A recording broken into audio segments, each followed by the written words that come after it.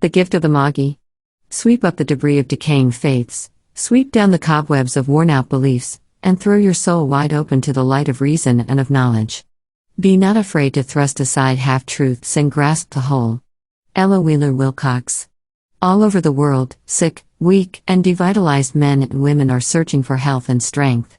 By the hundreds of thousands, they drag their weary and aching boxes around, or languish on sick beds, waiting for someone to bring health to them corked up in a bottle.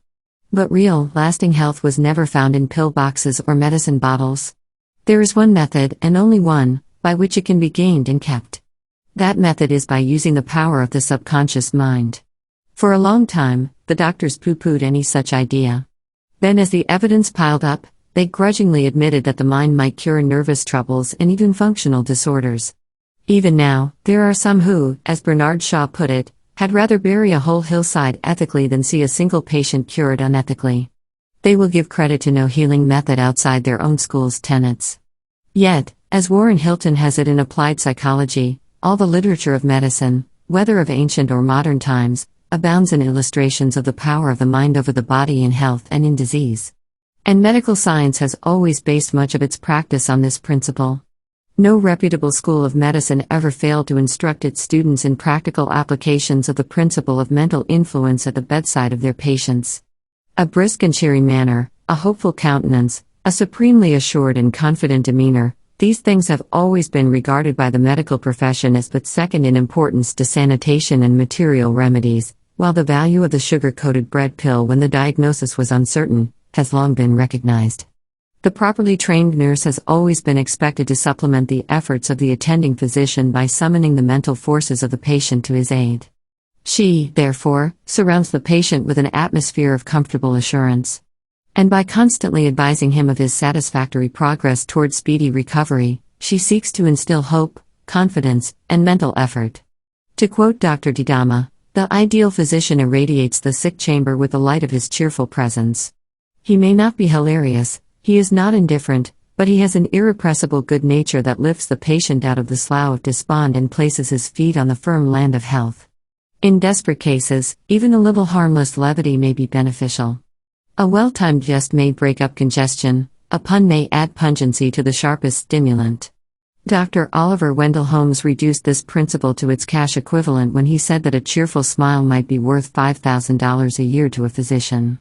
Today, psychotherapy, or the healing of bodily disease by mental influence, has the unqualified endorsement of the American Therapeutic Society, the only national organization in America devoted exclusively to therapeutics.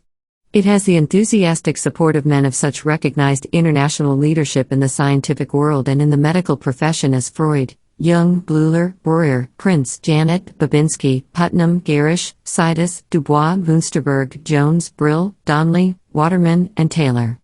The present attitude of reputable science toward the principle that the mind controls all bodily operations is, then, one of positive conviction. The world's foremost thinkers accept its truth. The interest of enlightened men and women everywhere is directed toward the mind as a powerful curative force, and as a regenerative influence of hitherto undreamed of resource. The more progressive physicians everywhere now admit that there is practically no limit to how far the mind can go in the cure of disease. As Dr. Walsh of Fordham University puts it, analysis of the statistics of diseases cured by mental influence shows that its results have been more strikingly manifested in organic than in the so-called nervous or functional diseases. Everyone admits that the mind influences the body somewhat, for everyone has seen others grow pale with fear, or red with anger. Everyone has felt the stopping of the heartbeats at some sudden fright, the quickened breathing, and the thumping of the heart caused by excitement. These and 100 other evidences of the influence of mind over matter are common to all of us, and everyone will admit them. But everyone does not know that our whole bodies seem to be nothing more or less than the outward expression of our thought. We sit in a draft, and education teaches us we should have a cold or fever, so we have a cold or fever. We eat something which we have been told is indigestible, and immediately we are assailed with pains. We see another yawn, and our impulse is to follow suit. In the same way, when we hear of sickness round about us, the fear of it visualizes it in our own minds, and we, too, have it. The fear of these things seems to bring them about, the mental suggestion sent through to our subconscious minds. We have been educated in a medical age to think that most diseases are infectious or contagious. So the mere sight of a diseased person makes most of us withdraw into ourselves like a turtle within his shell. We fear we shall catch it, when one of the great dangers of disease is that very fear of it. For years it has been accepted as an acknowledged fact that anyone trapped in a mine or other airtight compartment would presently die of carbon dioxide poisoning, lack of oxygen. Now comes Houdini to prove that death for lack of oxygen is not necessary at all. Fear, and not poisoning by carbon dioxide, causes the death of miners and others trapped in airtight compartments, in the opinion of Houdini, according to an Associated Press dispatch of August 6, 1926. Houdini had himself sunk in a sealed coffin in a swimming pool, without a chance for a breath of outside air to reach him, and stayed there for an hour and a half, although, according to all previous scientific belief, he should have been dead at the end of 4 minutes. Yet Dr. W. J. McConnell of the United States Department of Mines, who examined Houdini before and after the experiment, reported no marked physical reactions from the test, and Houdini himself said he felt only slight dizziness when he was released from the coffin. "Anyone can do it," said Houdini. "The important thing is, to believe that you are safe." The Chinese have a saying that when the plague comes, 5,000 people may die of the plague, but 50,000 will die of the fear of it. Did you ever hurt a limb or a finger, so that you thought you couldn't move it? And then, under the stress of some sudden emotion, forget all about the hurt and presently wake to find yourself using the finger or the limb just as readily and as painlessly as though there had never been anything wrong with it?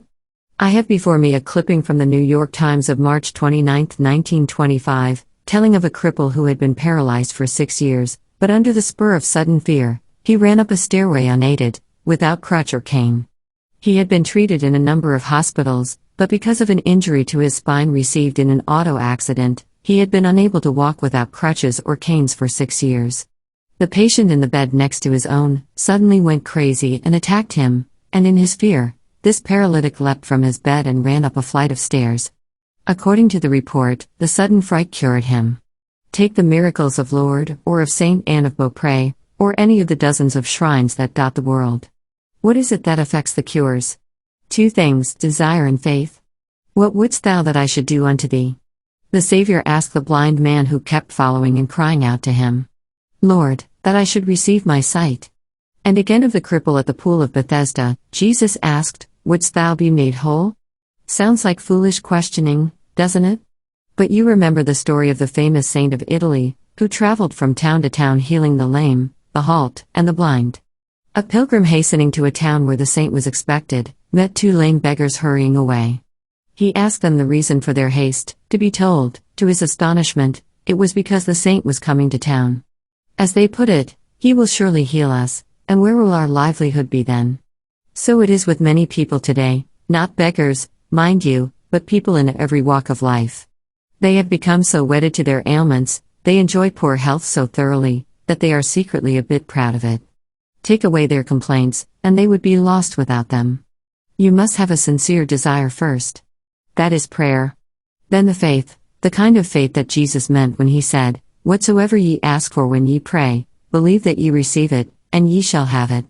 Mind you, not believe ye are going to receive it. Believe that ye receive it, now, this very minute.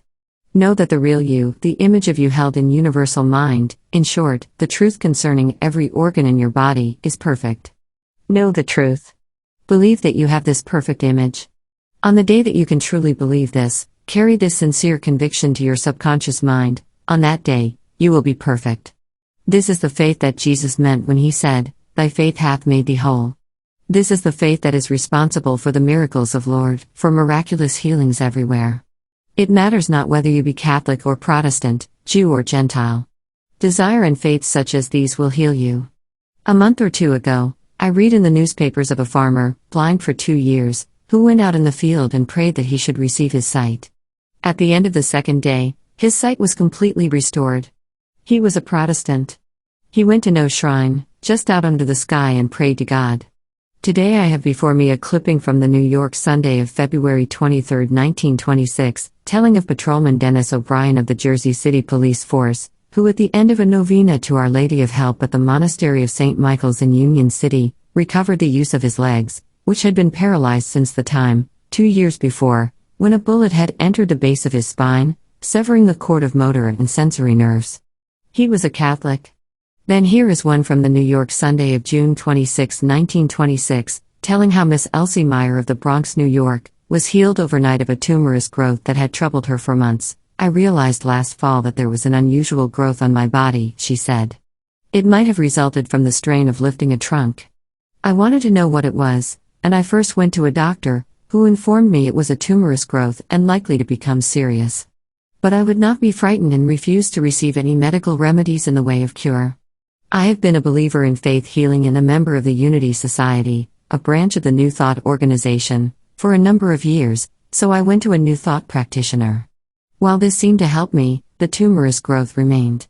I guess my faith wasn't strong enough at the time. That was last fall. I came to the Congress with the same growth, apparently unaffected by any attempts to cure it.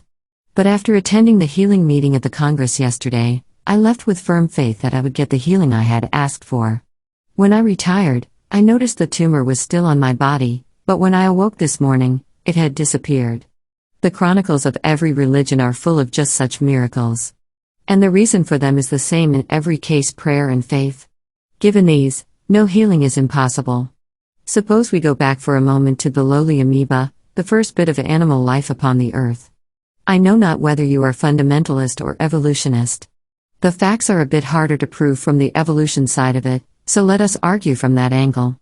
The amoeba, as you will recall from Chapter 1, is the lowest form of animal life known to scientists, a sort of jellyfish with but a single cell, without brains, without intelligence, possessing only life. No one would ever contend that this jellyfish could improve itself. No one would argue that it developed the next form of life out of its own mind or ideas. Yet, according to science, the next form of life did develop from this jelly-like mass. The amoeba certainly was not responsible for doing it. And it couldn't develop itself. So the conclusion is forced upon us that some outside intelligence must have done it. But there were no other living creatures. The amoeba was alone of all animal life upon the planet. The condition of the water and atmosphere was such that few, if any, other forms of animals could have sustained life at that time. So the intelligence which developed the next form of animal life must have been the same that created the amoeba, that first brought life to this planet. That intelligence is variously called God, Providence, Nature, the life principle, mind, etc. For our purposes here, let us call it universal mind. Having formed life here on Earth, universal mind proceeded to develop it. Starting with a single cell, it built tel upon tel, changing each form of life to meet the different conditions of atmosphere and environment that the cooling of the Earth Trust brought about. When the multicellular structure became complicated, it gave a brain to it to direct the different functions, just as you put a governor on a steam engine. When land appeared and the receding tides left certain animals high and dry for periods of hours, it gave these both lungs and gills, the one for the air, the other for the water. When the creatures began to prey upon one another, it gave one speed, another a shell, a third an ink-like fluid, that each in its own way might escape and survive. But always, it progressed. Each new stage of life was an improvement over the previous one. And always it showed its resourcefulness, its ability to meet any need. Finally, as the culmination of all its efforts, it made man, a creature endowed not only with a brain like that of the lower animals, but with the power of reason, made in his image and likeness, sharing infinite intelligence, himself a creator and a part of universal mind. All through the creation, from the time of the one-celled amoeba right up to man, every scientist will admit that the directing intelligence of the universal mind was on the job every minute, that it formed the models on which each new and different kind of animal was made, that each of these models was perfect, the one model best fitted to cope with the conditions it had to confront. Certainly, when it came to man, it is not likely to have been any less successful in forming a perfect model than it was in making the tiger or the elephant. So we can take it, I assume, that all will admit that man, as formed by universal mind, is perfect, that the idea of man as it exists in universal mind is perfect in every particular. And universal mind, from the very beginning, has never taken a step backward, has never stood still. Always it has progressed. So it would seem safe to assume that man is not going backward now, that he is a better creature than he was 5,000, 10,000, or 100,000 years ago, that he is constantly drawing nearer and nearer the likeness of his Creator. The next step seems just as logical. If there were inherent in even the earliest and lowest forms of life the power to develop whatever means was requisite to meet each new emergency, such as a shell or lungs or legs or wings, if this power is still inherent in the lower forms of life such as the plant parasites referred to in a previous chapter, does it not seem a certainty that we have the same power within ourselves, if only we knew how to call it forth? Jesus proved that we have, and his disciples and followers added still further proof. After the 3rd century of the Christian era, that power was allowed to lapse through disuse, but in late years thousands have been taking advantage of it for themselves and for others through psychology or religion. A new church has been founded upon the words of James, "Faith without works is dead."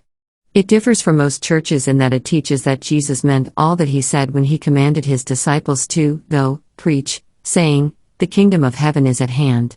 Heal the sick, cleanse the lepers, raise the dead, cast out devils, freely ye have received, freely give." The sick, the lame, the halt, and the blind have flocked to it literally by the hundreds of thousands. That thousands have been cured is beyond dispute. That many were cases that had been given up by the medical fraternity, the doctors quite frankly admit. And the basis of all their cures is that there is nothing miraculous about the cure of disease at all. That it is divinely natural. That it requires merely understanding. That mind is the only creator. And that the only image universal mind holds of your body is a perfect image, neither young nor old, but full of health, vigor, beauty, and vitality. That all you have to do when assailed by disease is to go back to universal mind for a new conception of its perfect image, for the truth concerning your body. Just as you would go back to the principle of mathematics for the truth concerning any problem that worked out incorrectly. When you can make your subconscious mind copy after this universal image, the truth, instead of the diseased image you are holding in your thoughts, your sickness will vanish like the mere dream it is. Does that sound too deep? Then look at it this way: when you think an organ is diseased, it is your conscious mind that thinks this. Inevitably it sends this thought through to your subconscious mind, and the latter proceeds to build the cells of that organ along this imperfect, diseased model. Change the model, in other words, change your belief, and your subconscious mind will go back again to building along the right lines. Your body, you know, is simply an aggregation of millions upon millions of protons and electrons, held together by the mind. They are the universal substance all about us, the plastic clay from which the sculptor mind shapes the forms you see. To quote the New York Sun, man's body is made up of trillions of miniature solar systems, each with whirling planets and a central sun. These tiny systems are the atoms of modern science. The atoms of all elements are made up of protons and electrons in varying quantities and arranged in various ways. But what are protons and electrons? The masters of physics have succeeded in weighing and measuring them. We know that they carry the smallest possible charges of electricity, and we are learning much about the way they behave, but students are beginning to doubt that they have real substance, that they are anything one could hit with a Lilliputian hammer. Dr. H. G. Gale of the University of Chicago, addressing the Ohio Academy of Science the other day, said there was good reason to believe that electrons were composed entirely of electricity and that their mass or weight was only a manifestation of electrical force. According to this view, nothing exists in the universe except electricity, and perhaps ether. Your subconscious mind partakes of the creative power of the mind, and because of that, it is daily, hourly, changing the particles of electrical energy which constitute your body to conform to the image you hold before it. The clay cannot reply to the sculptor. No more can these tiny particles of electricity. Your body has nothing to say as to whether it shall be diseased or crippled. It is mind that decides this. Jesus understood this, and it was on the basis of this understanding that he was able to cure any and all manner of disease. He was not a magician or occult wonder worker, aiming to set aside the laws of nature. He was a teacher, demonstrating those laws. He didn't pick the learned scribes and Pharisees and let them in on the secret of his wonder working. On the contrary, the men he chose were simple fisher folk, and to them, he gave the understanding that enabled them to cure the sick, the halt, and the blind. For what is sickness? An illusion, a mortal dream, merely the absence of health. Bring back that health image and the sickness immediately disappears. Universal mind never created disease. The only image it knows of man is the truth, the perfect image. The only idea it has of your body is a perfect, healthy idea. For God is of purer eyes than to behold evil. Then where does disease come from? Who created it? No one did. It is a mere illusion, just as if you think a pin is sticking to you, and you concentrate your thought on the pain, it becomes unbearable.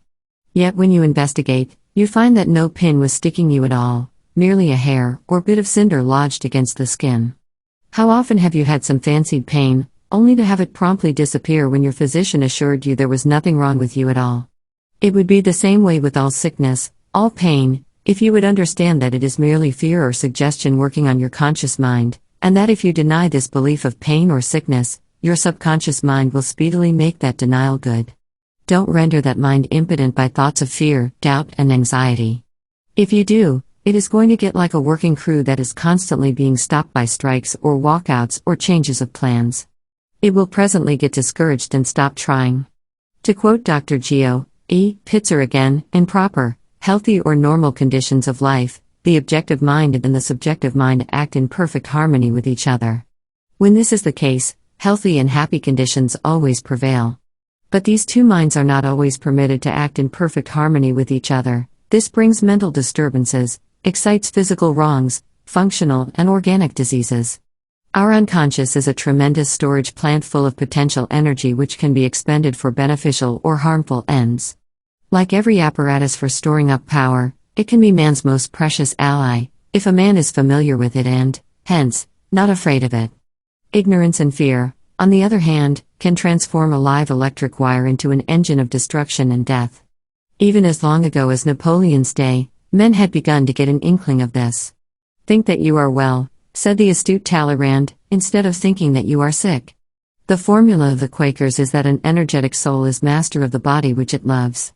So keep in mind the one basic fact that covers the whole ground, that mind is all. There is no other cause. When you drive the belief in disease from your subconscious mind, you will drive away the pain and all the other symptoms with it. Few sick people have any idea how much they can do for themselves. There is an old saying that every man is a fool or his own physician at 40. When the science of mind is more generally understood, that saying will become literally true. Every man will find within himself the mind that healeth all thy diseases. For every function of your body is governed by your mind. When sickness or pain assails you, deny it. Cling steadfastly to the one idea that covers all, that universal mind made your every organ perfect, that the only image of each organ now in universal mind is this perfect image, and that this perfect idea is endowed with resources sufficient to meet any need. Jesus' command, "Be ye therefore perfect, even as your Father in heaven is perfect," was meant to be taken literally.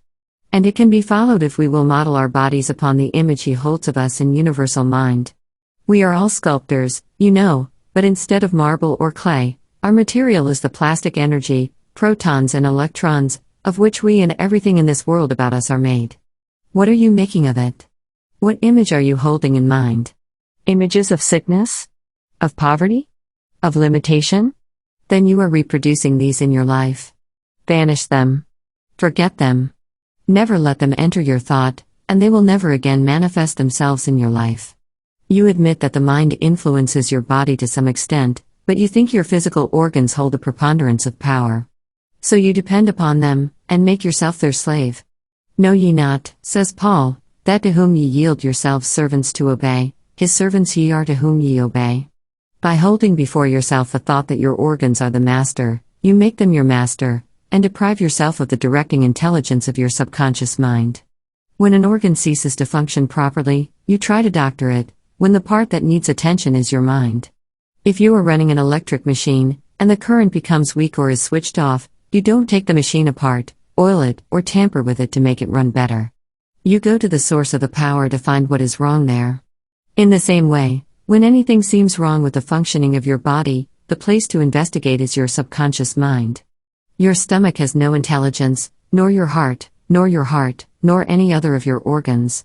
Your liver, for instance, could never figure out how much sugar should be turned into your blood every minute to keep your body temperature at 98 degrees, when you are sitting in a room that is warm to only 65 degrees. It doesn't know how much more sugar is required to keep that temperature normal when you go out into a driving gale 10 below zero. Yet it supplies the requisite amount, neither too much nor too little. And it does it instantaneously. Where does it get the information? You don't know it. No mortal man could figure it out in a year's time. It gets it from your subconscious mind. It gets both the information and the directions to use it. And every other of your bodily organs gets its information in the same place. Your muscles are not self-acting. Take away the mind, and those muscles are just like any other bit of matter, lifeless, inert. They have nothing to say as to what they shall do. They merely obey the behests of mind. Have you ever seen one of those great presses at work in a newspaper plant? They seem almost human in their intelligence. At one end, great rolls of paper feed in. At the other, out comes the finished newspaper, folded, ready for delivery. Everything is automatic. Everything as perfect as machinery can be made. The fingers that fold the papers seem almost lifelike in their deftness. But shut off the life-giving electric current, and what happens? The machinery is powerless. Take away the directing human intelligence, and how long before that wonderful machine would be a mass of scrap, mere bits of steel and rubber? How long could it function of itself? So it is with your body. A wonderful mechanism, the most complicated, yet the most perfect in the world. But switch off the current of your mental dynamo, take away the intelligence that directs the working of your every organ, and what is left? A bit of bone and flesh, inert and useless. In the final analysis, your body is merely a piece of mechanism, dependent entirely upon the mind. It has no power, no volition, its own. It does as the mind tells it to, insofar as the mind believes itself to be the master. Your eyes, for instance, are merely lenses that transmit light from the outer world to the brain within. They contract or elongate, they open or close, just as the mind directs. And mind, in its turn, keeps them constantly nourished with new, life-giving blood, replacing old tissue, old cells, as fast as they wear out, rebuilding ever, so that your eyes may continue to function perfectly as long as your conscious mind is dependent upon them for its impressions of outer objects. It doesn't matter how old you may be or how much you use them. Your eyes are like any other muscles of your body, they improve in strength with use. Give them but enough rest intervals for the mind to repair and rebuild the used tissue, keep before your subconscious mind the perfect image of eyes on which you expect it to rebuild, and you need never fear glasses, you need never worry about your eyes going back on you. What is it happens when your muscles refuse to work, fail to perform their functions properly?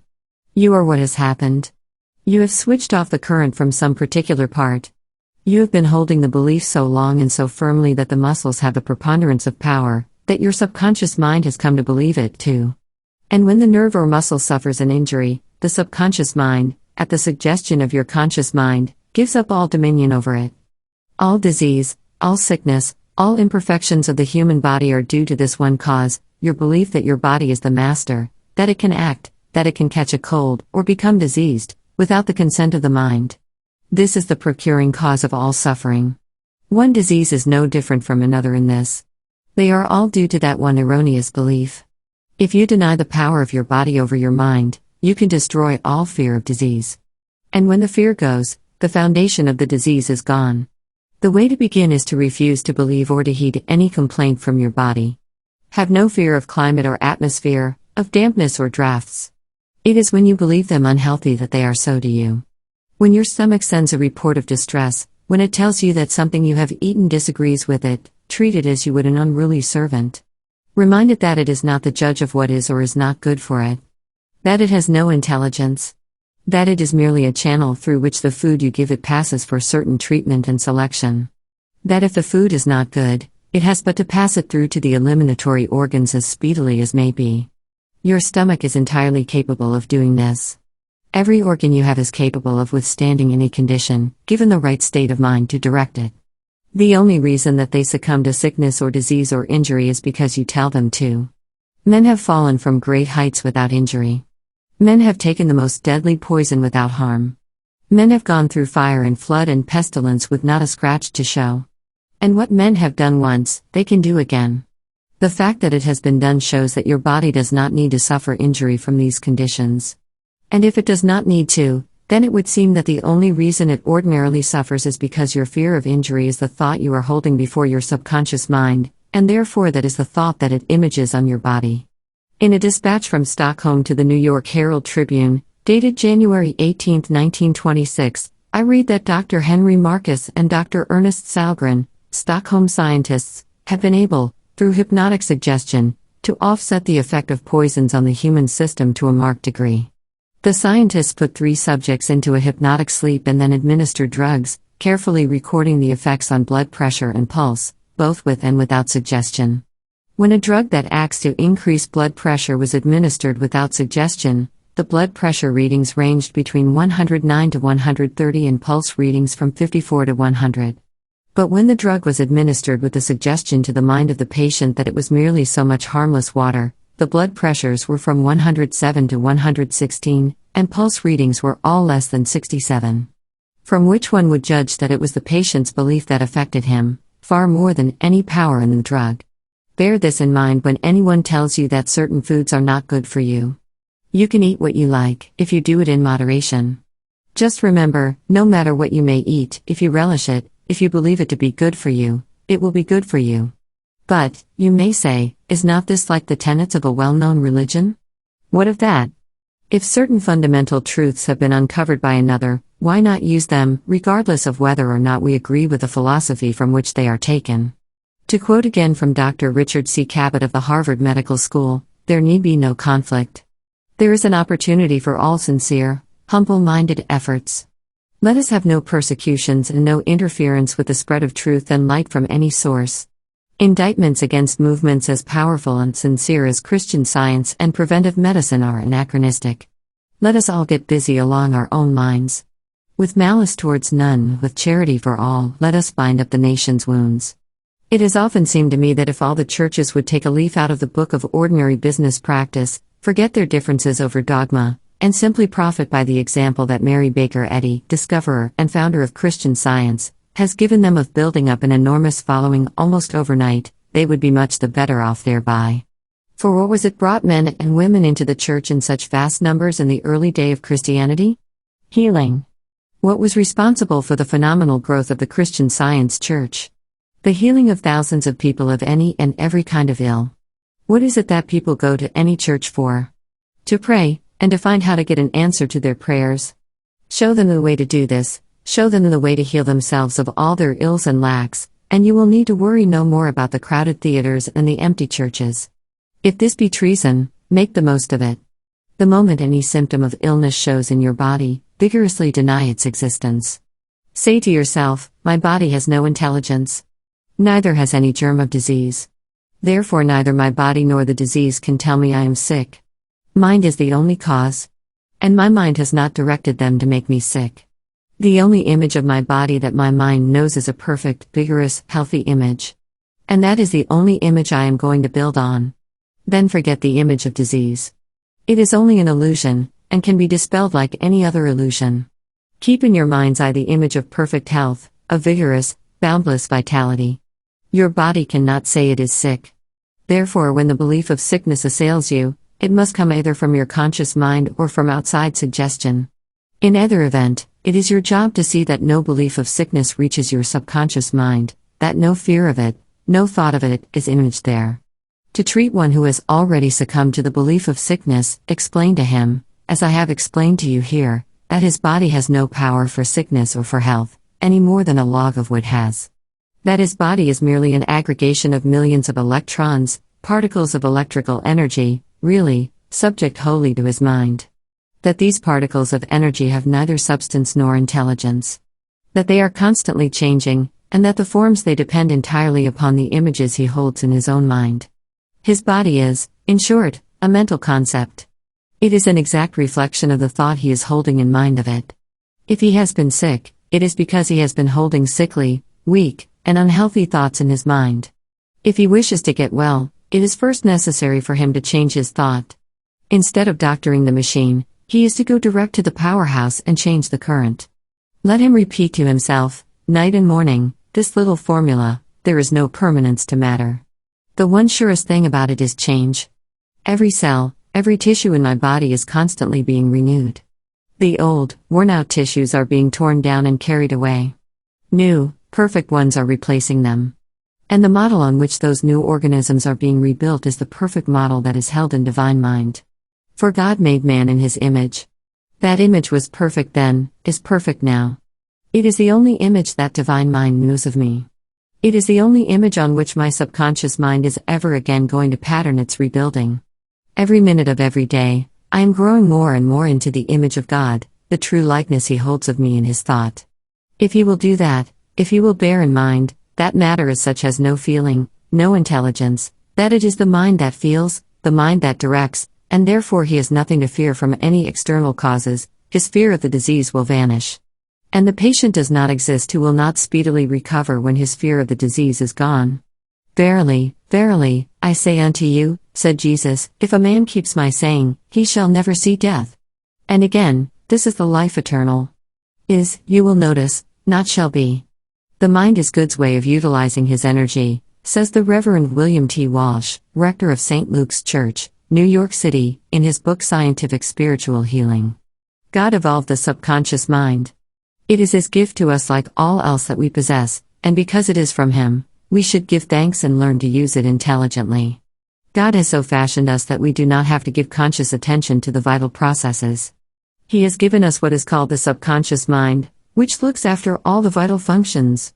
This mind can receive commands from us and has a wonderful ability to carry them out, for it is a law that every thought tends to realize itself subconsciously in the body. If you allow evil thoughts to remain, they are received by the subconscious, which tends to realize them in the body just as much as though they were good, wholesome, health-giving spiritual thoughts. Remember, the subconscious does not reason and judge. It only receives and obeys. When you have an accident, don't immediately think that you must be hurt. On the contrary, deny at once that you can be hurt. The denial will take away the creative power of your thought from any damaging condition. More than that, if you will immediately call to mind the fact that the only image of your body that the universal mind holds is a perfect image, and that this is the image on which your subconscious mind is building, you will find that this subconscious mind will speedily rebuild any damaged parts in accordance with that image. As a matter of fact, if we could thoroughly realize that our bodies are made up merely of vortices of energy subject wholly to the control of the mind, it should hurt us no more to run a knife through them than it does to run it through water. The water immediately resumes the shape of the vessel that holds it. Just so, our bodies should immediately resume the shape that the mind holds them in. But even with our present and perfect understanding, we can perform what the uninitiated would call miracles with our bodies. And each victory we win gives us a bit more power over them. To conquer one diseased condition makes it easier to ward off or conquer other diseased conditions. The body cannot oppose us. It is only the bias of education and the suggestions of those about it, us, that we have to combat. There is no necessity for disease. There is no necessity even for fatigue. They that wait upon the Lord shall run and not be weary, and they shall walk and not faint. Those words from Holy Writ were meant literally, and they can be applied literally. If you will govern your body by mind, and not let custom and popular belief make your body the master. Whatever it is right for you to do, you can do without fear, no matter if it entails long-continued toil, hardship, or danger.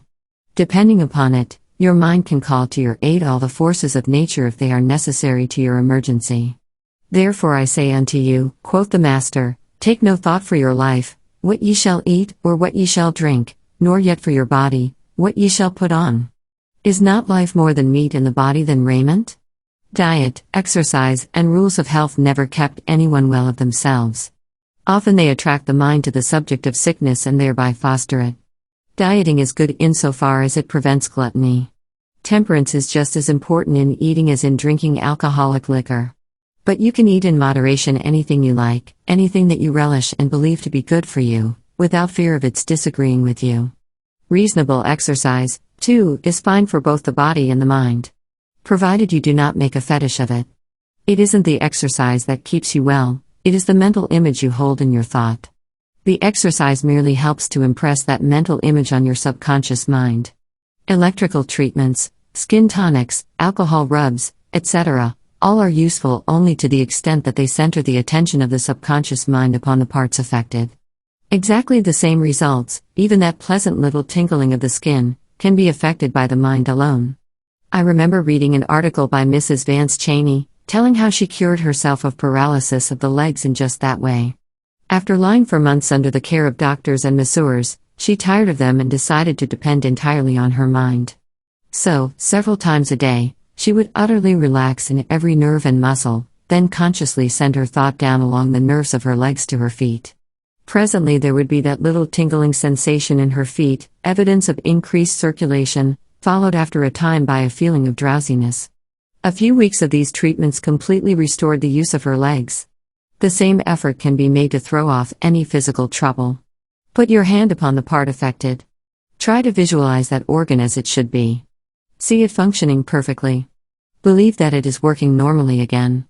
Your thought brings the blood to the affected part, clears up the trouble, and provides new cells and new tissue, while your belief that the organ is functioning properly will bring about that normal condition. This is a treatment that must be used with discretion, to consciously interfere in the regular functioning of the body without any real need for such interference, resulting in confusion rather than help. It is like going down a flight of stairs rapidly. Pay no attention to the movement of your feet, and they flit over the steps with never a sign of hesitancy or faltering. But try to watch them step by step, and you will have to slow up, or you will presently miss a step, stumble, or fall. The centipede was happy quite, until the toad, for fun, said, "Pray, which leg goes after which?" This stirred his mind to such a pitch, he lay distracted in a ditch, considering how to run. There is one rule that will help anyone keep healthy. That rule is to forget your nerves, throw away your pills and your medicine bottles, and hold before your mind's eye only the perfect image that the universal mind has of your body. That is the surest way to keep free from sickness. And if you are already sick, the same rule applies. Know that universal mind never created disease, that it is but an illusion of your conscious mind. Know that mind is the only creator, that as Shakespeare puts it, there is nothing, either good or bad, but thinking makes it so. Know that you have a say as to what that thinking shall be. Know, therefore, that by holding a perfect image of your body in your thoughts, you can make your body perfect. Have you ever cut your finger? Who was it coagulated the blood, stopped the gash, wove new skin? Who was it called upon the little phagocytes to come and kill the septic germs?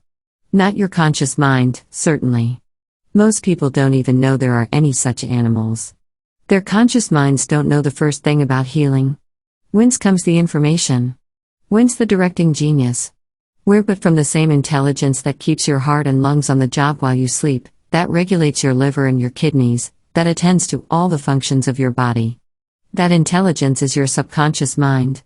With the proper cooperation on your part, your subconscious mind will attend to these duties indefinitely, keeping your every organ perfect, your every function regular as clockwork. But it is exceedingly amenable to suggestion. Worry about sickness or contagion, hold before it the thought that you are getting old or that some organ is becoming feeble, and it will be perfectly agreeable to bringing about the condition you suggest. Convince it that there is no danger from contagion, hold before it the thought of health and strength, and it will be just as prompt in manifesting them. So what you must realize is this: before anything can be made, there must be a model for it in mind. Before a house can be built, there must be a plan, a blueprint from which to build. Before you were created, universal mind held in thought the model on which you were made. That model was perfect then, is perfect now. The only idea of you that the universal mind knows is a perfect model, where every cell and organism is formed along perfect lines. True, many of us have built up imperfect models in our own thoughts, but we can get rid of them just as rapidly as we get rid of the fear of them. Your body is changing every moment. Every cell, every organism, is constantly being rebuilt. Why rebuild along the old, imperfect lines? Why not build on the lines held in the thought of the universal mind? You can do it. But the essence of it lies in the words of the Master: "Whatsoever things ye desire when ye pray, believe that ye receive them, and ye shall have them." It matters not what your ailment may be. It will respond to that treatment. Suppose, as an example, that your stomach has been troubling you, that you cannot eat what you would like, that you cannot assimilate your food, and that you are weak and nervous as a consequence. Every morning when you awake, and every night just before you drop off to sleep, say to yourself, "My stomach has neither intelligence nor feeling. It functions as the mind directs it. Therefore I need not worry about its being weak or diseased, for the only image that the mind knows of the stomach is its perfect image. And that perfect image can assimilate or remove anything I may put into it. It is perfect, as everything that universal mind makes is perfect. And being perfect, it can do anything right I may ask of it without fear or anxiety." Concentrate on one organ at a time, and repeat this formula to yourself night and morning. Say it, feel it, believe it, and you can do what you please with that organ. As thy faith is, so be it done unto thee. Suffer little children to come unto me. I can believe all you say about my fears and worries being responsible for my own illnesses, write many people, but how about infants and little children? They have no fear. Why do they sicken and die? What many people do not understand is that the subconscious mind is just as amenable to suggestions from those round about you as it is from your own conscious mind. Otherwise, you would be in no danger from anything you did not consciously know of. And the more ignorant you were, the safer you would be. Suppose, for instance, that you took a draught of what you believed to be pure bootleg whiskey, but which in reality was no more than wood alcohol. Many others have done it. Your conscious mind would expect no harm from it. You would have no fear of the result. No more did they. So, you would say you should experience no harm. Yet you would probably die, or at least go blind, as have these others. Why? Because your subconscious mind would know the wood alcohol for what it is. Your own conscious belief, and the preponderance of opinion of those about you, have instilled a conviction in your subconscious mind that wood alcohol is a dire poison. Therefore, when you pour this poison into your system, even though you do not consciously recognize it as such, your subconscious mind proceeds to bring about the effects you would logically expect such a poison to produce. It is the same with contagion, with the hundreds of diseases of which most people scarcely know the names, but to which they are constantly falling victims. They don't know they have been exposed to contagion. They don't know that their systems are in such condition that certain diseases logically follow. But their subconscious minds do know it. And they have so thoroughly educated those minds to believe in the necessity for ill health, in the inevitability of sickness under certain conditions, that the subconscious proceeds to work out the contagion or the condition to its logical conclusion.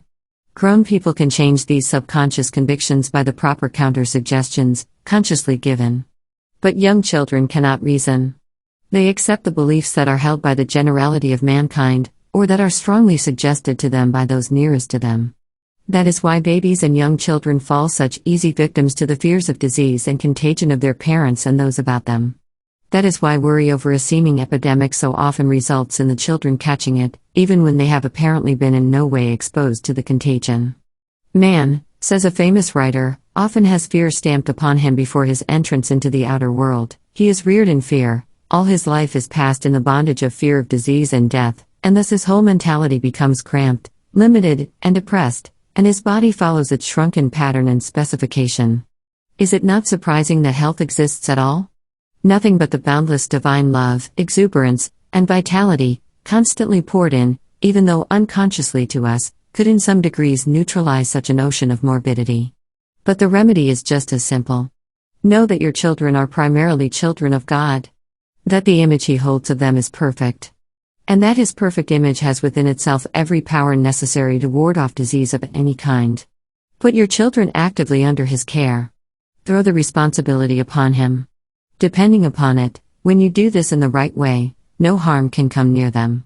Whenever fear assails you, whenever your children are exposed to danger or contagion, realize that He shall give His angels, His thoughts, charge over them, to lead them in all their ways.